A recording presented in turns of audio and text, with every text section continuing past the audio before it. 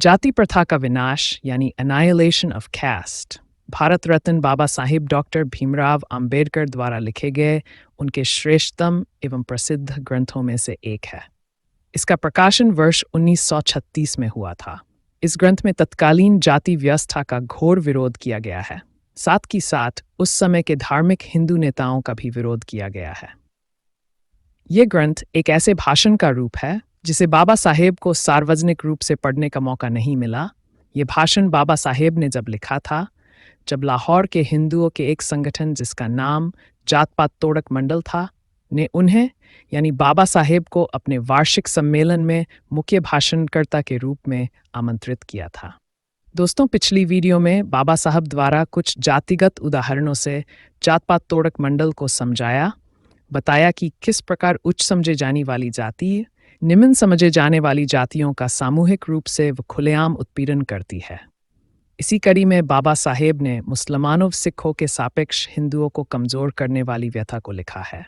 प्रस्तुत है जाति का विनाश में लिखा 11वां भाग, जिसमें बाबा साहेब लिखते हैं, शुद्धिकरण को हिंदुओं के लिए असंभव बनाने वाले कारण ही संगठन को भी असंभव बना देते हैं।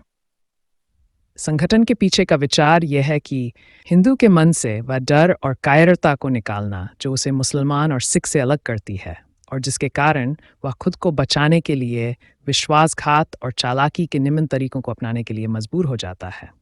स्वाभाविक रूप से यह सवाल उठता है, सिख या मुसलमान वह ताकत कहाँ से प्राप्त करते हैं जो उन्हें बहादुर और निडर बनाती है। मुझे यकीन है कि ये शारीरिक शक्ति आहार या प्रशिक्षण के सापेक्ष श्रेष्ठता के कारण नहीं है। यह शक्ति उस भावना से उत्पन्न होती है कि जब एक सिख खतरे में होता है तो सभी सिख उसकी मदद के लिए आएंगे, और जब एक मुसलमान पर हमला होता है तो सभी मुसलमान उसे बचाने के लिए दौड़ पड़ेंगे। हिंदू ऐसी कोई ताकत हासिल नहीं कर सकता। वह ये विश्वास नहीं कर सकता कि उसके साथी उसकी मदद के लिए आएंगे। अकेला और अकेले रहने के लिए अभिशिप्त होने के कारण वह शक्तिहीन रहता है, भय और कायरता विकसित करता है और लड़ाई में आत्मसमर्पण कर देता है या भाग जाता है। सिख और मुसलमान निडर होकर लड़ते हैं क्योंकि उन्हें पता है कि वह अकेले नहीं होंगे। यह विश्वास सिख या मुसलमान को साहस के साथ डटे रहने में मदद करता है और इसकी कमी हिंदू को झुकने के लिए मजबूर कर देती है।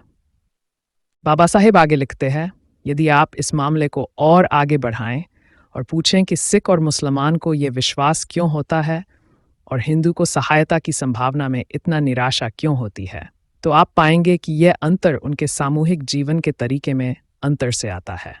सिखों और मुसलमानों का सामूहिक जीवन उन्हें आपस में जोड़ता है, लेकिन हिंदुओं का जीवन ऐसा नहीं करता। सिखों और मुसलमानों के बीच सामाजिक बंधन होता है जो उन्हें भाई मानता है।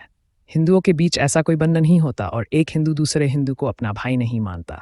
यही कारण है कि एक सिख कहता है और महसूस करता है कि एक सिख या एक खालसा के बराबर है। यही कारण है कि एक अकेला मुसलमान हिंदुओं की एक भीड़ के बराबर होता है। यह अंतर निस्संदेह जाति के कारण है। जब तक जाति बनी रहेगी, संगठन नहीं होगा, और जब तक संगठन नहीं होगा, हिंदू कमजोर और उदार बने रहेंगे। बाबा साहेब आगे लिखते हैं, हिंदू खुद को बहुत सहिष्णु मानते हैं। मेरे विचार में ये एक गलतफहमी है। कई मौक़ों पर वे असहिष्णु हो सकते हैं, और यदि कुछ अवसरों पर वे सहिष्णु हैं तो इसका कारण यह है कि वे विरोध करने के लिए बहुत कमज़ोर हैं या विरोध करने के लिए बहुत उदासीन हैं। ये उदासीनता हिंदुओं के स्वभाव का ऐसा हिस्सा बन गई है कि एक हिंदू अपमान और अन्याय को भी शांतिपूर्वक सहन कर लेता है। उनके बीच मॉरिस के शब्दों में कहें तो बड़े छोटे को दबा रहे हैं, मजबूत कमज़ोर को पीट रहे हैं, क्रूर लोग नहीं डरते, दयालु लोग साहस नहीं करते और बुद्धिमान लोग परवाह नहीं करते। हिंदू देवताओं के सब कुछ सहने के साथ ये कल्पना करना मुश्किल नहीं है कि हिंदुओं के बीच पीड़ित और उत्पीड़ित लोगों की दयनीय स्थिति क्या होगी। उदासीनता लोगों को संक्रमित करने वाली सबसे बुरी बीमारी है। हिंदू इतने उदासीन क्यों हैं?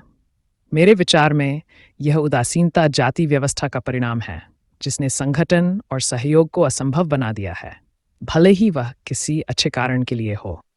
इस प्रकार जाति का विनाश पुस्तक के इस 11वें भाग में बाबा साहेब लिखते हैं कि तथाकथित हिंदू धर्म की जाति व्यवस्था हिंदुओं को कमज़ोर से भी कमज़ोर कर रही है। दोस्तों, वीडियो अच्छी लगी तो बाबा साहेब के मिशन को आगे बढ़ाने के लिए अपने परिवार के अन्य सदस्यों को वीडियो ज़रूर शेयर करें। अपने बच्चों बुजुर्गों को ज़रूर सुनाएं, व्हाट्सएप ग्रुप में शेयर करें। वीडियो में दिए गए प्रसंग के बारे में अपने बहुमूल्य विचार कमेंट बॉक्स में ज़रूर लिखें। वो चैनल को सब्सक्राइब करें और लाइक करना ना भूलें।